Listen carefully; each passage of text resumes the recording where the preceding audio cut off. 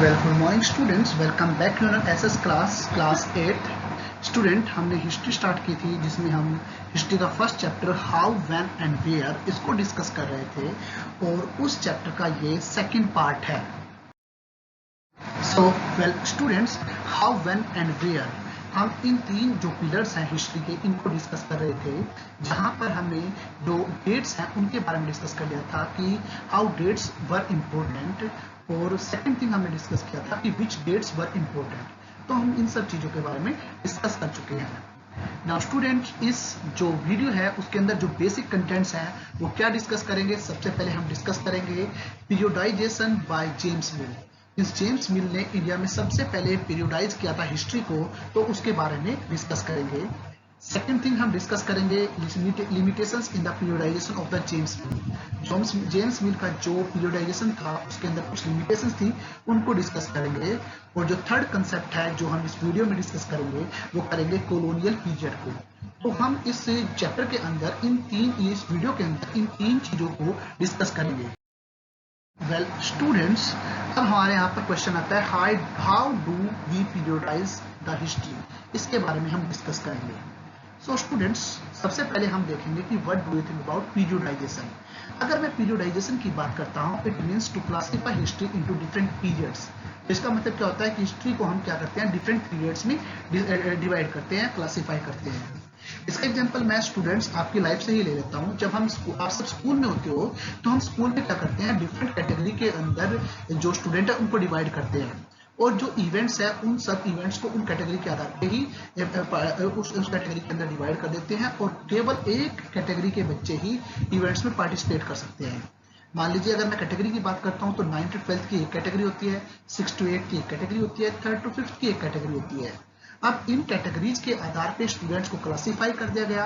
अब जो भी इवेंट जब भी कराते हैं, अगर मान लीजिए हमें 100 मीटर रेस वहां पर करानी है, तो 3rd to 5th के कैटेगरी के अंदर केवल 3rd to 5th के स्टूडेंट ही पार्टिसिपेट कर पाएंगे, और 6 to 8 की कैटेगरी के अंदर 6 to 8 के स्टूडेंट कैटेगरी के ही पार्टिसिपेट करते हैं। तो पीरियडाइजेशन का मतलब क्या होता है कि हम क्या करते हैं, हम कैटेगरी के अंदर पर्टिकुलर थिंग्स को डिवाइड कर देते हैं। अगर हम यहाँ पर हिस्ट्री की बात करते हैं तो अंडर हिस्ट्री पीरियडाइजेशन का मतलब होता है to classify history into different periods. अब यहाँ पर बेसिकली हमारा एक क्वेश्चन आएगा, why does it requires, means हमें इस पीरियडाइजेशन की रिक्वायरमेंट क्यों पड़ी। तो स्टूडेंट, अगर मैं बात करूँ यहाँ पर पीरियडाइजेशन की रिक्वायरमेंट की, तो पीरियडाइजेशन की रिक्वायरमेंट पड़ी फीचर्स के आधार पे। पर्टिकुलर एक पीरियड को हमने डिवाइड किया क्योंकि उन सब की जो फीचर्स है, उन सारे इवेंट्स की जो फीचर्स है वो एक जैसी होती है, और सेकंड जो पीरियड होता है उसकी फीचर्स उससे डिफरेंट होती हैं। तो इस आधार पे हमको इसकी रिक्वायरमेंट पड़ती है। इस आधार पे अगर मैं इस क्वेश्चन का आंसर दूं तो it means we can show significant changes between the different time period. तो यहाँ पर हम जो हिस्ट्री को पीरियडाइज करते हैं वो डिफरेंट टाइम पीरियड के अंदर जो उनकी सिग्निफिकेंस है या उनकी जो फीचर्स है, उन चेंजेस को शो करने के लिए हम हिस्ट्री को पीरियडाइज करते हैं। तो इस तरीके से हमें हिस्ट्री के अंदर पीरियडाइजेशन की रिक्वायरमेंट पड़ी। आई थिंक पीरियडाइजेशन का कंसेप्ट आपको क्लियर हो चुका होगा। इंडिया के अंदर सबसे पहले 1817 के अंदर जेम्स मिल, जो कि स्कॉटिश इकोनॉमिस्ट और पॉलिटिकल फिलोसोफर थे, उन्होंने सबसे पहले इंडिया के अंदर 1817 में हिस्ट्री को पीरियडाइज किया। मीन्स आपके पास सबसे पहले क्वेश्चन आ जाएगा कि इंडिया के अंदर सबसे पहले जो पीरियडाइजेशन था वो किसने किया। वो किया था एक स्कॉटिश इकोनॉमिस्ट और पॉलिटिकल फिलोसोफर थे, जेम्स मिल। उन्होंने 1817 के अंदर पीरियडाइजेशन किया था, और उस पीरियडाइजेशन को उन्होंने अपनी एक book a history of British India उसके अंदर लिखा, जहां पर इंडियन हिस्ट्री को 3 पार्ट में डिवाइड किया। और मैं अगर इन 3 पीरियड्स की बात करता हूं तो वो 3 पीरियड्स थे हिंदू, मुस्लिम और ब्रिटिश। तो ये आपका 1 मार्क्स क्वेश्चन होगा कि जेम्स मिल की जो बुक जिसके अंदर इंडियन हिस्ट्री को डिवाइड किया गया था वो कौन सी है, तो वो है a history of British India, जहां पर जेम्स मिल ने इंडियन जो हिस्ट्री है उसे 3 पीरियड्स में डिवाइड किया, हिंदू, मुस्लिम और ब्रिटिश। तो इस तरीके से रिलीजन के आधार पर उसने ये डिस्कस किया। मीन्स पहला पीरियड उसने क्या किया, हिंदू जो एम्परर थे उनके आधार पर डिवाइड कर दिया। देन उसने नेक्स्ट को कैसे किया, मुस्लिम एम्परर को किया, जैसे कि हम मुगल एम्पायर्स की बात करते हैं। और थर्ड जो है उसने क्या किया, ब्रिटिश के आधार पर कर दिया।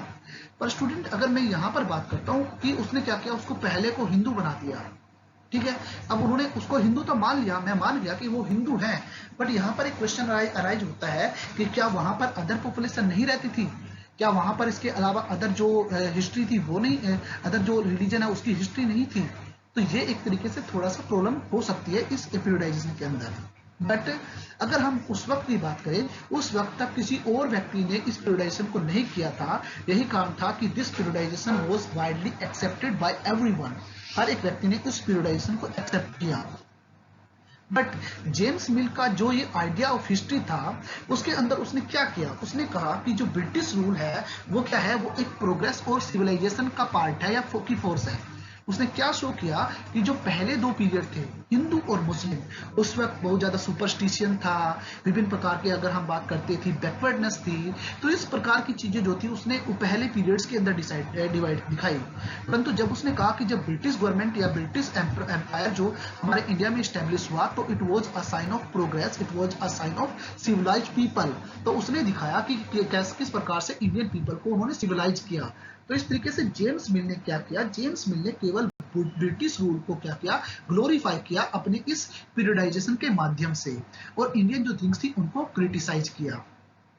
बट अगर मैं बात करता हूं, इस आधार पे जो जेम्स मिल का पीरियडाइजेशन था उसके अंदर विभिन्न प्रकार की प्रॉब्लम थी। कारण क्या था, क्योंकि ये जो पीरियडाइजेशन था just only based on religion, ये रिलीजन के आधार पे था। सेकंड थिंग उसने क्या किया था, उसने केवल जो पहले दो पीरियड थे, इट मींस उसने जो पहले जो दो चीजें थी उनके बारे में आप कह सकते हो नेगेटिव थिंग्स को शो किया और ब्रिटिश एम्पायर को ग्लोरीफाई किया, जो कि गलत था। अगर मैं पुराने टाइम की बात करता हूं, तो एक समय ऐसा था कि इंडिया से पुराने समय से ही बहुत सारी चीजें जो थी वो दूसरे देश में एक्सपोर्ट की जाती थी। तो अगर हम उस टाइम के अंदर अचीवमेंट्स ना हो, या हम उस टाइम को एक बैकवर्ड समय की बात करें, तो वह एक गलत माना जा सकता है। तो इस तरीके से जेम्स मिल के जो पीरियडाइजेशन था उसके अंदर विभिन्न प्रकार की प्रॉब्लम थी। तो वेल स्टूडेंट्स, अब हम देखते हैं कि जो जेम्स मिल का पीरियडाइजेशन था उसके अंदर क्या क्या प्रॉब्लम थी, मीन्स क्या क्या लिमिटेशंस थी, उन सब चीजों को हम यहाँ पर देखते हैं। अगर मैं जेम्स मिल्स के पीरियडाइजेशन की बात करता हूँ, तो it was totally based on the religious ground. It means Hindu, Muslim और ब्रिटिश। अब यहाँ पर मैंने ब्रिटिश को क्रिश्चियंस बोल दिया। इट मीन्स यहाँ पर उसने क्या किया, रिलीजन के आधार पे इसको डिस्कस किया, हिंदू, मुस्लिम और क्रिश्चियंस। तो इस आधार पे उसने क्या किया, रिलीजियस ग्राउंड पर अपने पीरियडाइजेशन को रखा और उस आधार पे इसको डिस्कस किया। तो हमारे सामने ये क्वेश्चन आता है कि is it a right way to characterise an age only based on the religions of the rulers of the time? क्या ये एक अच्छी बात होगी कि उस वक्त जो राजा थे उनके रिलीजन के आधार पे हमने क्या किया, अपनी हिस्ट्री को क्लासिफाई कर दिया? Is it a right way? No, I think so. क्यों? क्योंकि वहां पर अगर मैं उसी समय की बात करूं, तो साइमल्टेनियसली विभिन्न प्रकार के अलग अलग कास्ट या अलग अलग रिलीजन से रिलेटेड व्यक्ति रहते हैं, और उनकी अचीवमेंट के बारे में हम क्या बात करेंगे, तो उनकी बातें भी तो करनी होगी। तो इस तरीके से जेम्स मिल का जो पीरियडाइजेशन था, आई थिंक सो रॉन्ग था। अब सेकंड क्वेश्चन हमारे सामने यहाँ पर अराइज होता है कि does the life, religion and practice of other not matters? Means उस समय में जो रूलर्स का रिलीजन के आधार पे आपने क्लासिफिकेशन किया है, तो जो अदर पीपल के जो रिलीजन्स हैं, उनके लाइफ है, क्या उनके बारे में कोई महत्व नहीं है, क्या उनकी कोई इंपॉर्टेंस नहीं है? तो इस तरीके से जो अगर हम ये बातें करते हैं, तो उस आधार पे जेम्स मिल की जो पीरियडाइजेशन था उसके अंदर विभिन्न प्रकार की जो लिमिटेशंस हैं, या आप कह सकते हो बहुत ज्यादा जो आप कह सकते हो कमियां जो है वो हमें नजर आती हैं। इस तरीके से ये पीरियडाइजेशन जो था वो एक जस्टिफाइड पीरियडाइजेशन नहीं माना गया, या एक तरीके से वाइल्डली एक्सेप्टेड हम नहीं कह सकते, उसे माना जा सकता है। उसका रीजन आपको दे ही दिया है। सबसे पहले क्योंकि एक ही टाइम में विभिन्न प्रकार के जो फेथ हैं वो साइमल्टेनियसली एग्जिस्ट करते हैं। मीन्स एक ही समय में विभिन्न प्रकार के विभिन्न प्रकार के रिलीजन को आप कह सकते हो मानने वाले पीपल रहते हैं, तो उनकी अचीवमेंट्स होती है, उनकी भी खुद की हिस्ट्री होती है, तो उनको भी इतिहास के अंदर शामिल करना चाहिए। एग्जाम्पल के अंदर अगर हम बात करते हैं, when Delhi was ruled by Muslim rulers, तो at that time what about the south rulers who belong to different religion? यहाँ पर आपके सामने एग्जाम्पल है। एक समय ऐसा था कि मुस्लिम रूलर्स जो थे वो दिल्ली पर अधिकार करते थे, तो क्या हम उस समय को केवल मुस्लिम रूलर्स के बारे में बात करेंगे? And what about the south people, जो साउथ रूलर्स थे जहां पर मुस्लिम नॉन मुस्लिम पीपल का अधिकार था, उसके बारे में हम क्या बात करेंगे? तो इस तरीके से अगर जेम्स मिल ने on the basis of the religious ground उसने हिस्ट्री को पीरियडाइज किया, तो इस तरीके से उसके अंदर बहुत सारी कमियां थी। तो इन सब चीजों के आधार पे जो ये पीरियडाइजेशन था वो एक गलत माना जाता था। सो वेल स्टूडेंट्स, तो अगर हम आगे बात करते हैं इसके बारे में, so due to limitation of periodisation offered by James Mill, जो हिस्टोरियंस थे they provide another way of periodisation in which history was divided into different categories या डिफरेंट थ्री पार्ट्स। और ये जो चीज़ थी, अब जेम्स मिल ने पहले क्या था, ये जो आप कह सकते हो हिस्ट्री को डिवाइड किया गया है, वो हमारे इंडियन हिस्टोरियन ने किया। तो उस आधार पे इसको थ्री पार्ट्स में डिवाइड किया गया। First one is ancient, second one is medieval and the third one is modern history. तो सिक्स क्लास में आपने एनिशियंट हिस्ट्री को पढ़ा, सेवंथ में आपने मेडिवियल हिस्ट्री को पढ़ा और एट्थ में आप मॉडर्न हिस्ट्री को पढ़ोगे। तो इस तरीके से हमारे इंडियन हिस्टोरियन ने क्या किया, इस प्रकार से हमारी हिस्ट्री को क्लासिफाई किया। अगर मैं एनिशियंट हिस्ट्री की बात करता हूँ तो एनिशियंट हिस्ट्री का मतलब है it means primitive old societies. If we think about the medieval history, तो it means transition period, neither ancient nor modern। यहाँ पर थोड़ा सा ट्रांजिशन पीरियड दिखाया गया, ना तो वो ज्यादा ओल्ड थे और ना ही ज्यादा मॉडर्न थे, तो उस ट्रांजिशन पीरियड की बात की गई। एंड अगर मैं मॉडर्न हिस्ट्री की बात करूंगा, it is associated with the growth of modern force. अब यहाँ पर ग्रोथ की बात की गई, प्रोग्रेस की बात की गई, और ये प्रोग्रेस और ग्रोथ क्या थी, साइंस, डेमोक्रेसी, लिबर्टी, इन सब के आधार पर क्रिएट की गई। तो इस तरीके से इंडियन हिस्टोरियन जो हिस्टोरियन थे उन्होंने क्या किया, हमारी हिस्ट्री को इन तीन पार्ट में डिवाइड किया। बट स्टूडेंट्स, यहाँ पर भी थोड़ी सी बात अलग है कि अगर मैं मॉडर्न हिस्ट्री के बारे में क्वेश्चन पूछता हूँ कि अगर मैं मॉडर्न हिस्ट्री की बात करूंगा तो was it true in the case of India about modern history, कि जिस वक्त मॉडर्न पीरियड आया, इट मीन्स मैं 18th सेंचुरी की बात कर रहा हूँ, जिस वक्त मॉडर्न पीरियड इंडिया में आया, क्या ये पर्सपेक्टिव जो है वो इंडिया के अंदर लागू होता है? तो इसका आंसर मेरी तरफ से नो होगा। रीजन क्या है, मैं यहाँ पर वेस्टर्न पर्सपेक्टिव को एग्जाम्पल के रूप में लूंगा। जिस वक्त मॉडर्न पीरियड की बात की जा रही है उस वक्त वेस्टर्न पर्सपेक्टिव के आधार पे वहां पर डेमोक्रेसी थी, वहां पर लिबर्टी थी, वहां पर प्रोग्रेस थी, वहां पर एक तरीके से ग्रोथ की बात की जाती थी। पर मैं उसी टाइम पीरियड के अंदर अगर मैं इंडिया की बात करता हूं तो उस वक्त इंडिया जो था अंडर ब्रिटिश था। तो इंडिया के अंदर वो एक कॉलोनियल पीरियड माना जाता है according to the Indian historian. क्यों? क्योंकि उस वक्त हमारे ऊपर ब्रिटिश गवर्नमेंट का अधिकार था, तो we are under the colonial period, और जहां पर हमें विभिन्न प्रकार के जो आप कह सकते हो कॉलोनियल थिंग्स थी उनको फेस करना पड़ा था। तो इस आधार पे हमारे इंडियन हिस्टोरियन जो थे उन्होंने इस मॉडर्न पीरियड के उस टाइम पीरियड को वेस्टर्न पर्सपेक्टिव के आधार को बेस मानकर ये बोला कि that period was not a modern period, that period was a colonial period. तो आगे हम देखेंगे कि what do you think about colonial things. तो इस तरीके से ये चीज जो थी आगे फर्दर क्लासिफाई की गई। Well students, let's think about the colonial period. तो मैं कॉलोनियल पीरियड के बारे में बताता हूँ। 1600 के दौरान में ब्रिटिश ईस्ट इंडिया कंपनी जो थी उन सबको उसका निर्माण किया गया ब्रिटेन के अंदर, जिसका मुख्य उद्देश्य था कि जितने भी ईस्टर्न कंट्रीज है उनके अंदर आपको क्या करना है, आपको ट्रेड करना है। ओनली ब्रिटेन की तरफ से वो अकेली कंपनी थी जो कि ट्रेड कर सकती थी। इसी तरीके से वेस्टर्न जितनी भी कंट्रीज थी उन सब के अंदर इसी प्रकार की जो आप कह सकते हो कंपनी जो थी वो स्टैब्लिश की गई। लाइक फ्रांस के अंदर फ्रेंच कंपनी जो थी वो स्टैब्लिश की गई थी। अब इन कंपनीज का मेन उद्देश्य था कि वो इंडिया के अंदर जब आए वो just only as a trader के रूप में इंडिया में आए। अब हमारे इंडिया का क्या अर्थ है, हमारे इंडिया के अंदर जैसे ही कोई आप कह सकते हो गेस्ट आता है तो हम क्या कहते हैं, अतिथि देवो भव, हम ये वर्ड बोलते हैं। तो जिस वक्त ब्रिटिश गवर्नमेंट या ब्रिटिश पीपल जो हमारे इंडिया में ट्रेड करने के लिए आए तो हमने उनका क्या किया, उनका स्वागत किया। धीरे धीरे ब्रिटिश गवर्नमेंट जो था, ब्रिटिश गवर्नमेंट ने धीरे धीरे अपनी आप कह सकते हो अपना साम्राज्य जो था स्टैब्लिश करना शुरू कर दिया। अब स्टैब्लिश कैसे किया, by conquered the local rulers. सबसे पहले ब्रिटिश जो थे वो हमारे इंडिया में एज ए ट्रेडर के रूप में आए, बट उन्होंने क्या किया, लोकल रूलर्स को जीतना शुरू कर दिया और इस प्रकार से उन्होंने क्या किया, अपना जो साम्राज्य था वो हमारे इंडिया में स्टैब्लिश कर दिया। So they establish their rule in India by conquer the local rulers. तो इस तरीके से ब्रिटिश गवर्नमेंट जो थे वो हमारे इंडिया के ऊपर अधिकार कर लेते हैं।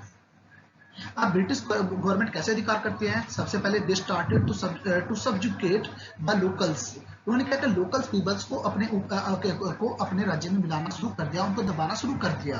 And even they establish control over economy, society, even over other aspect of the India. Means हर एक एस्पेक्ट के ऊपर उन्होंने कंट्रोल कर लिया था। इस तरीके से उन्होंने इंडिया के अंदर अपना एंटायर जो आप कह सकते हो ब्रिटिश रूल जो था वो एस्टैब्लिश कर लिया था।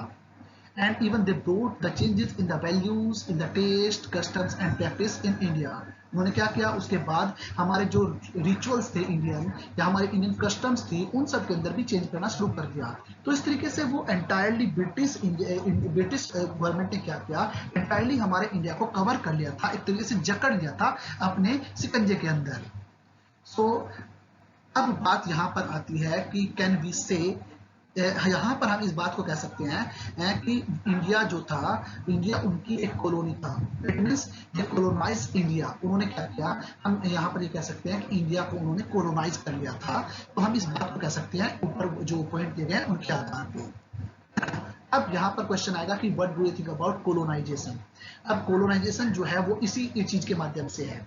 आपके ऊपर के जो पॉइंट्स हैं वो इस तरीके से संबोधित कर रहे हैं कि जो एक पर्टिकुलर कंट्री है वो क्या करती है, किसी दूसरी पर्टिकुलर कंट्री के ऊपर अधिकार कर लेती है और उसका यूज करती है अपने बेनिफिट्स के लिए। तो इस आधार पे अगर मैं कोलोनाइजेशन की डेफिनेशन की बात करता हूं तो it means the subjugation of one country का मतलब यहाँ पर होता है कोई लीडिंग कंट्री बाय अनदर, कोई ऐसी कंट्री जो कि डाउन होती है। तो यहाँ पर पहली कंट्री का मतलब है ब्रिटेन और सेकंड कंट्री का मतलब हो सकता है India. It means the subjugation of one country by another leading to the political, economical, social and cultural changes. तो वो प्रोसेस जो कहलाती है वो आपकी कोलोनाइजेशन कहलाती है। This is the colonisation of the things. तो इस तरीके से स्टूडेंट आप ये बात ध्यान रखना, जब कभी भी आपके सामने कोलोनाइजेशन वर्ड आ जाए, जब कभी आपके सामने कोलोनियल पीरियड आ जाए, तो आपको एकदम पता चल जाना चाहिए कि कोलोनियल पीरियड का मतलब है कि whenever we are under British government.